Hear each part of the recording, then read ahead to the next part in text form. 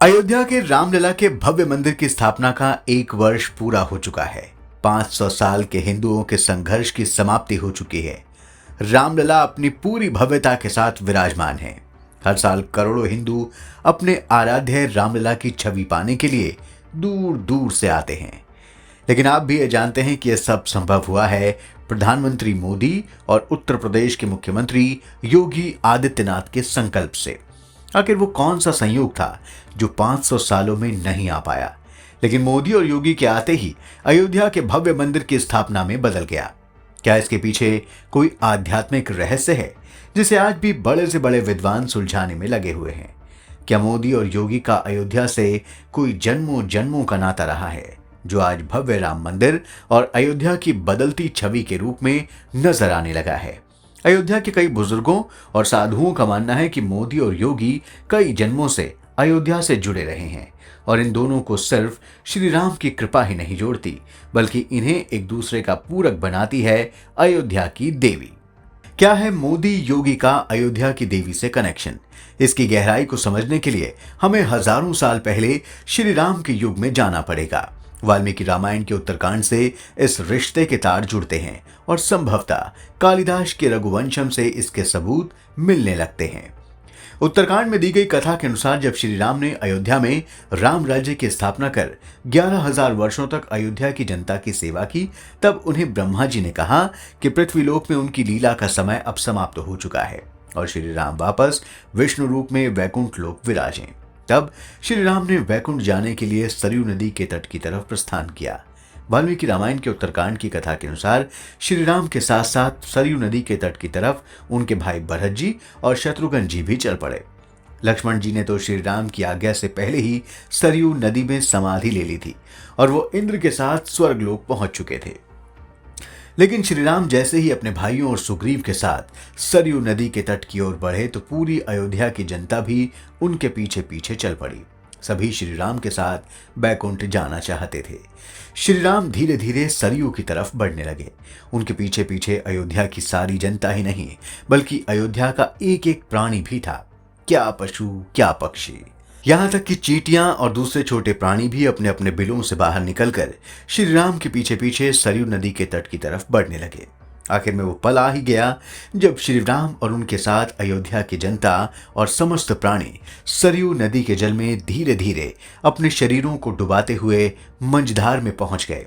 दोस्तों, श्री राम के इस वैकुंठ गमन को देखने के लिए आकाश में देवी देवता, अप्सराएं, गंधर्व सभी इकट्ठा थे, क्योंकि उनके महाप्रभु विष्णु अपने पूर्ण स्वरूप में वापस आने वाले थे।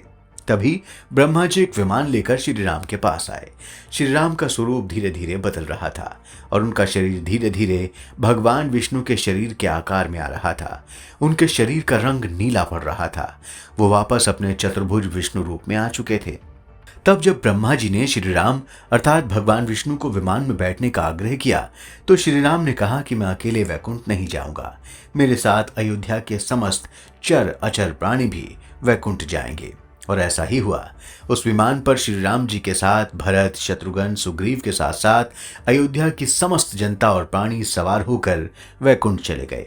इसके बाद अयोध्या का क्या हुआ, यही वो कथा है जो हमें मोदी और योगी के अयोध्या की देवी से रिश्ते के सवाल को सुलझा सकती है। कहते हैं कि श्री राम के अयोध्या से जाने के बाद, उनके साथ समस्त प्राणियों के भी चले जाने के बाद अयोध्या पूरी तरह वीरान हो गई। उस अयोध्या में महल तो थे, लेकिन उनमें रहने वाला एक भी मनुष्य नहीं था। उस अयोध्या में पेड़ पौधे तो थे, लेकिन उन पेड़ों की डालियों पर चहचहाने वाले मधुर गीत गाने वाले पक्षी नहीं थे। बाघ तो थे, लेकिन तितलियां और दूसरे प्राणी नहीं थे। आप कहेंगे कि श्री राम के तो दो महापराक्रमी पुत्र लव और कुश थे, तो क्या वो भी अयोध्या में मौजूद नहीं थे? तो वाल्मीकि रामायण पढ़ने वाला हर एक राम भक्त ये जानता है कि श्री राम ने अयोध्या का राज अपने किसी भी पुत्र को नहीं सौंपा था। उन्होंने अपने बेटे लव को वर्तमान लाहौर का राजा बनाकर भेजा और कुश को कुशावती नगरी का राजा बनाया, जो आज पंजाब का कसूर जिला है। और अयोध्या तो बिल्कुल वीरान उजाड़ हो गई। इसके बाद वो हुआ जैसा आज मोदी और योगी ने किया है। आगे की कथा कालिदास के रघुवंशम महाकाव्य में दी हुई है। इस ग्रंथ के अनुसार एक रात कुश अपने नगर कुशावती के महल में सोए हुए थे। अचानक अंधेरे में उन्हें एक परछाई दिखाई दी जो धीरे धीरे एक देवी के रूप में बदल गई। कुश ने उन देवी से जब उनका परिचय पूछा तो उन देवी ने कहा कि वो अयोध्या की कुल देवी यानी देवी काली हैं। कुश ने उनसे पूछा कि उन्होंने क्यों यहाँ आकर उन्हें दर्शन दिए। तो अयोध्या की कुल देवी जी ने कुश से कहा कि श्री राम के अयोध्या से जाने के बाद अयोध्या में एक भी प्राणी नहीं रह गया है और अयोध्या पूरी तरह वीरान नगरी हो गई है।